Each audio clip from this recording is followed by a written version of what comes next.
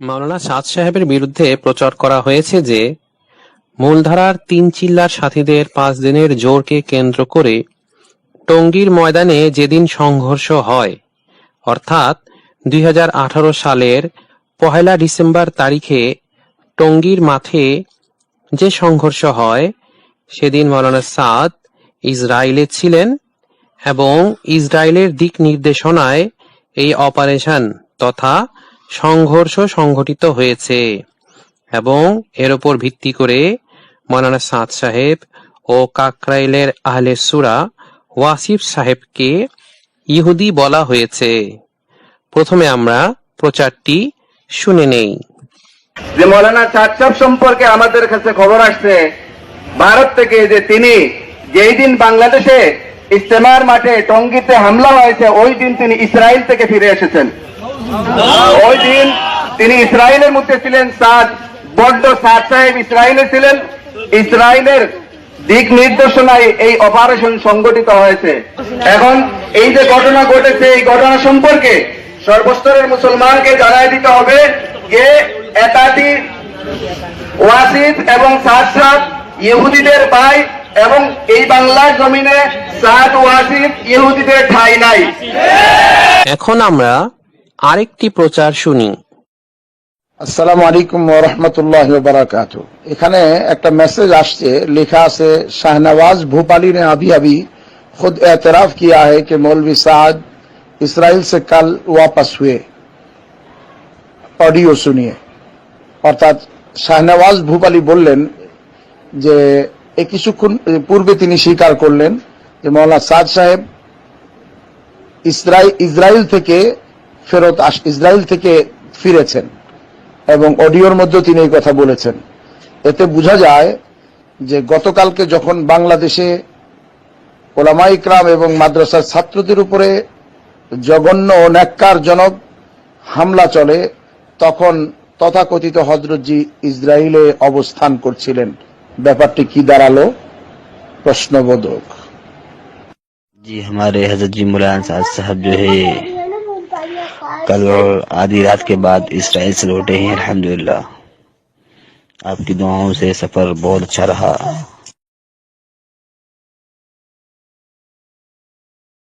এই প্রচারগুলো থেকে আমরা জানলাম যে শাহনেওয়াজ ভূপালী নামক একজন ব্যক্তির কাছ থেকে উপরোক্ত প্রচারকারীরা একটা মেসেজ পেয়েছেন।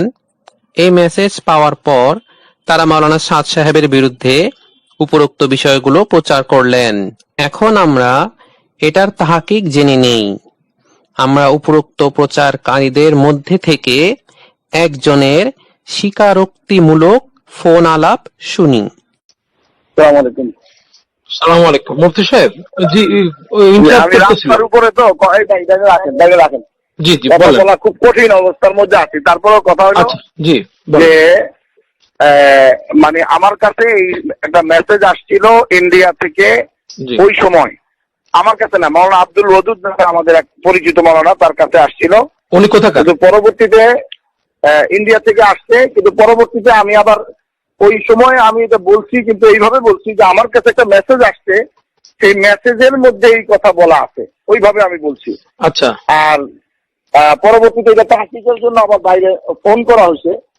তখন আমরা জানতে পারছি যে এই মেসেজটা আসলে ওই সময় না, এটা হলো যখন নাকি জর্ডান গেছিলেন উনি, তখন নাকি গেছিলেন, তখনকার সংবাদ। তার মানে যাওয়ার সংবাদটা মোটামুটি ঠিক, কিন্তু এখন না, সেটা হলো আগে। ও মানে আপনার কাছে খবর আসছে, আপনি যেটা তাহকিক করে পাইছেন সেটা জর্ডান যখন গেছিলেন নজরুল সাদ সাহেব, সেই সময়টা উনি ইসরায়েলে গেছিলেন। জর্ডান সফরের সময় উনি ওইখানে গেছিলেন বলে এক সাথী, ইন্ডিয়ার সাথী, সে বলছে গত রাত্রে ফিরছে। এটা এরকম একটা সংবাদ সে দিচ্ছে যে গত রাত্রে সে ফিরছে। গত রাত্রে মানে তারিখটা না, এটা তখন ওইটাই তো, ওই মেসেজটা আসতে পরে আমরা গত রাত্রে মনে করছি যে ওই 1 তারিখে, কিন্তু এটা তাকিদ করলাম যে মেসেজটা 1 তারিখে একজন হয়তো ফরওয়ার্ড করছে, কিন্তু এই মেসেজ আগের। ও আচ্ছা আচ্ছা আচ্ছা। তো ওই যে সাথী আপনাকে জানাইলো ফোন করে যে উনি ওই সময় গেছিলেন ইন্ডিয়া থেকে? আব্দুল ওয়াদুদ, আমি তার নাম্বার পরে আপনাকে দিতে পারবো। আব্দুল ওয়াদুদের সাথে আবার তার পরিচয় ইন্ডিয়া, যার কাছে তাহকিক করা হয়েছে। না, আমি বলতেছি যে আপনার তো একটা স্টেটমেন্ট আপনার তরফ থেকে হয়ে গেছেই যদিও, তারপরেও আপনার ওই স্টেটমেন্টের ব্যাপারে আপনার একটু চিন্তা করা উচিত মনে হয়, নাহলে তো মানুষ আসলে এখনো বিভ্রান্তির ভিতরে থাকবে, তাই না? আপনার তথ্যটা সঠিক না ভুল এই ব্যাপারে তো মানুষ আর তাহলে জানতে পারলো না, তাই না? এই তো যেটা বলে ফেলছেন সেটা তো ওইটা- আপনাকে উইথড্র না করলে তো আপনাকে বিতর্কিত মনে করবে মানুষ।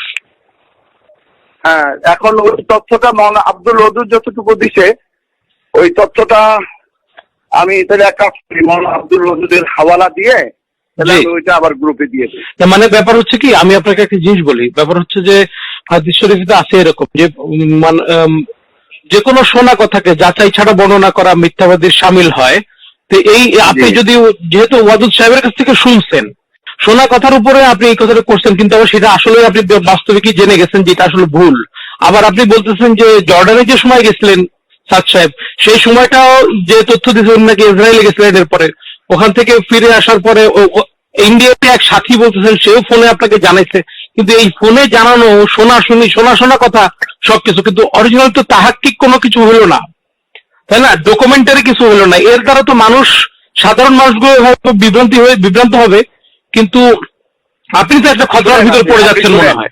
এই ফোনালাপ থেকে আমরা জানলাম যে এই প্রচারকারী নিজেও সরাসরি কোনো মেসেজ পান নাই, বরং আব্দুল ওয়াদুদ নামক একজন ব্যক্তি একটা মেসেজ পেয়েছেন এবং আব্দুল ওয়াদুদ নামক ব্যক্তি থেকে উক্ত প্রচারকারী এই মেসেজটা পেয়েছেন, আর পাওয়ার পরে তিনি এই অপপ্রচার করেছেন।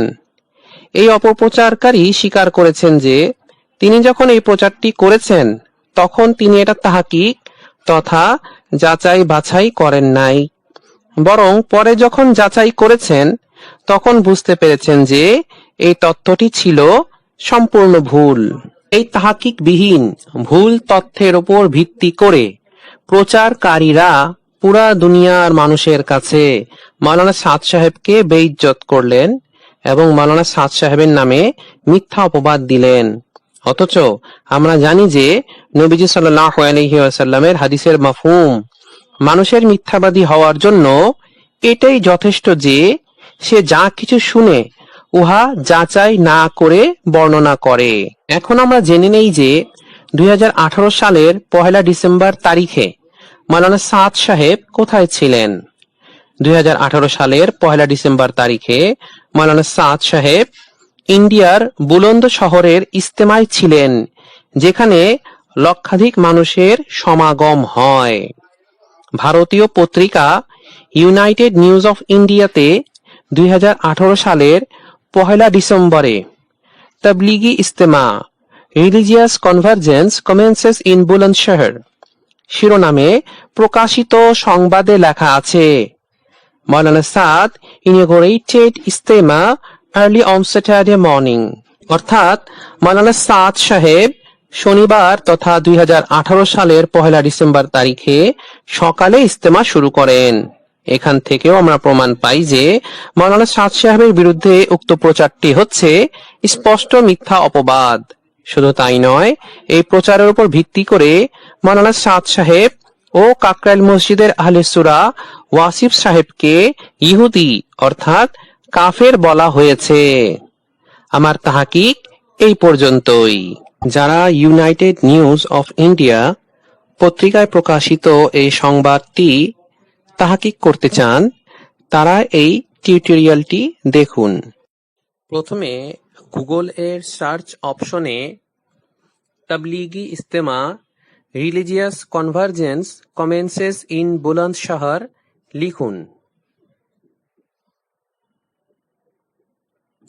তারপর uniindia.com ওয়েবসাইটটিতে ক্লিক করুন।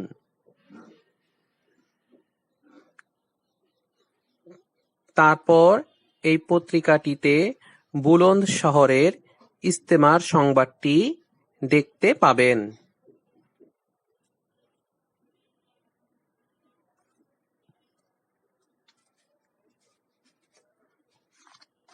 আমার বক্তব্য তাহলে এই পর্যন্তই।